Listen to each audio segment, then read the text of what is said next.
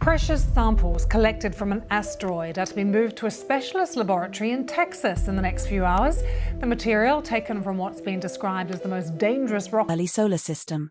On the 26th of September, 2023, scientists at NASA's Johnson Space Center in Houston opened the lid on the sample return canister from the OSIRIS-REx mission, which had returned to Earth 2 days earlier with a sample from the asteroid.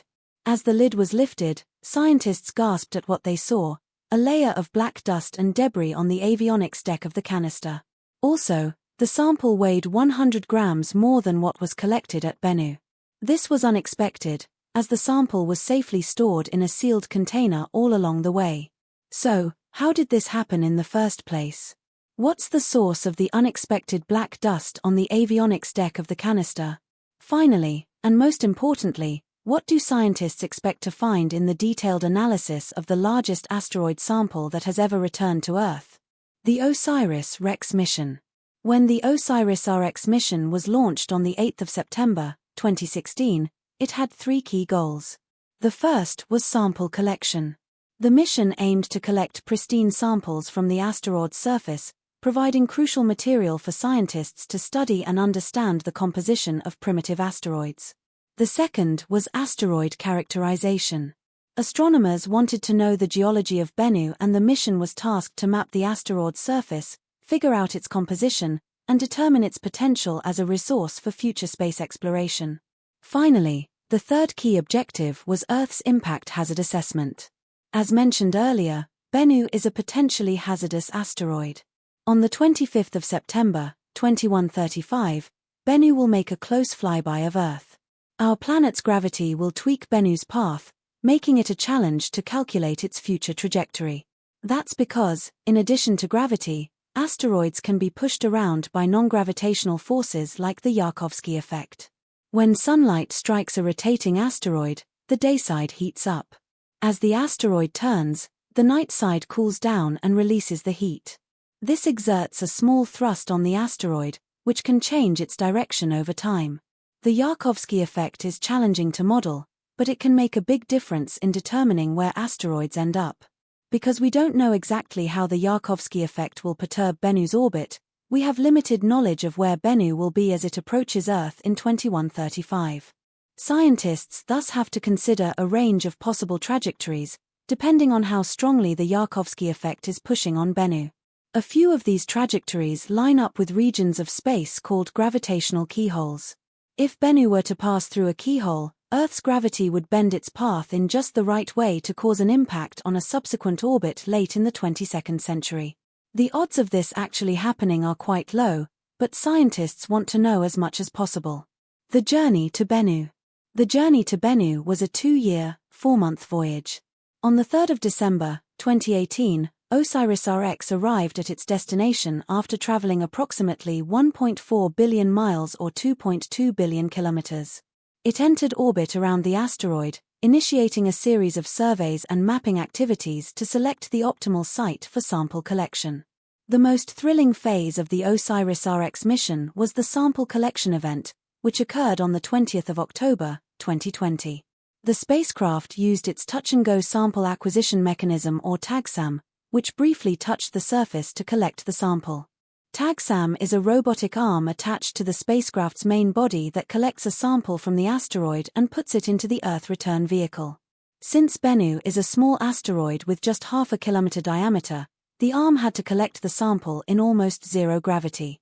OSIRIS-REx had just one chance, and there was no margin for error. Finally, when the spacecraft made contact with Bennu at a site called Nightingale, a burst of nitrogen gas was used to agitate and lift surface material into the sample collection chamber. The minimum requirement of the sample size was 60 grams. However, in the brief 9-second contact with Bennu, OSIRIS-REx collected 300 grams of the sample. That's 5 times what NASA had anticipated. The sample was encapsulated, but an issue arose: the material was escaping due to a jammed flap caused by larger rocks. To avoid any more loss, NASA decided to skip the scheduled measurement of the sample and sealed it for return. OSIRIS-REx departed Bennu on the 10th of May, 2021 and began its journey back to Earth. After almost 2.5 years, on the 24th of September, 2023, the spacecraft reached Earth's vicinity and released the capsule containing the asteroid sample. The capsule entered our planet's atmosphere at a speed of 12 km per second and deployed a parachute to slow down its descent. The capsule landed safely at the Utah Test and Training Range, where it was recovered by NASA personnel. A couple of days later, scientists at NASA's Johnson Space Center in Houston opened the lid on the sample return canister from the OSIRIS-REx mission. They were met with a sight that both surprised and excited them. The surprise. The first thing they saw was a layer of dark powder and sand-sized particles on the avionics deck of the sample canister that likely belonged to Bennu. This dust not only coated the interior of the canister but also extended to its exterior, including the avionics deck where the electronics were housed. The dust escaped from the canister through tiny openings between the lid and the body. The question that arises is, how did this happen? According to NASA, upon its touchdown on Bennu, OSIRIS-REx's brief contact is believed to have generated a shockwave that spread across the asteroid's surface, resulting in the expulsion of certain materials into space. Some of this material trailed behind OSIRIS-REx as it retreated from Bennu and stuck to the spacecraft's outer surfaces.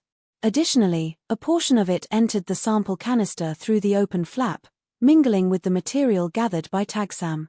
The combined mass of the sample, including the dust and debris, measures approximately 400 grams, exceeding the requirements for their scientific goals. Furthermore, it's reported that the sample remains in excellent condition due to minimal exposure to high temperatures or contamination throughout the return journey. However, the presence of dust and debris on the avionics deck poses a unique challenge. It necessitates careful handling and cleaning by the scientists who employ specialized tools and techniques. They aim to remove the dust and debris from the deck without causing any harm to the electronics or losing any of the material. Additionally, they must meticulously document and catalog each fragment of dust and debris since they are integral components of the sample inventory. This sample return mission is a historic moment. But why are space agencies investing billions of dollars in visiting space rocks that are hardly half a mile wide? Well, that's because asteroids are time capsules. They formed in the early solar system when the planets were still forming. Asteroids comprise the same materials the planets are made of but have not been processed by plate tectonics or other geological processes. This means they can preserve a record of the early solar system not found on Earth. For example, scientists have found that asteroids contain various organic molecules. These molecules are thought to be the building blocks of life, and their presence on asteroids suggests that the ingredients for life were present in the early solar system. The discovery of organic molecules on asteroid Ryugu is a particularly exciting example. Ryugu is a carbonaceous asteroid, which means that it is rich in organic material. In 2020, the Japanese spacecraft Hayabusa 2 returned samples from Ryugu to Earth, and scientists have since analyzed these samples and found a variety of organic molecules, including amino acids. Amino acids are the building blocks of proteins, which are essential for life. This hints at the possibility that life's ingredients might have arrived on Earth via asteroids in its early history. The next phase of the OSIRIS-REx mission, now renamed OSIRIS-APEX, will focus on studying asteroid Apophis. Apophis is a near-Earth asteroid roughly 1,100 feet or 340 meters in diameter. It will make a close approach to Earth in 2029 and is estimated to have a 1 in 150,000 chance of impacting Earth in 2068. OSIRIS-APEX will arrive at Apophis in April 2029, just a few months after Apophis's close approach to Earth. The spacecraft will spend 18 months studying Apophis from orbit. During this time, OSIRIS-APEX will use its instruments to image and map the asteroid, study its composition, and measure its size and shape. The OSIRIS-APEX mission is a critical step in our understanding of near-Earth objects and the threat they pose to Earth. The mission's data will help us better protect our planet from asteroid impacts. Recently, the James Webb Space Telescope revealed the secrets of Earendel, the most distant single star ever seen in the universe, lying at the edge of time.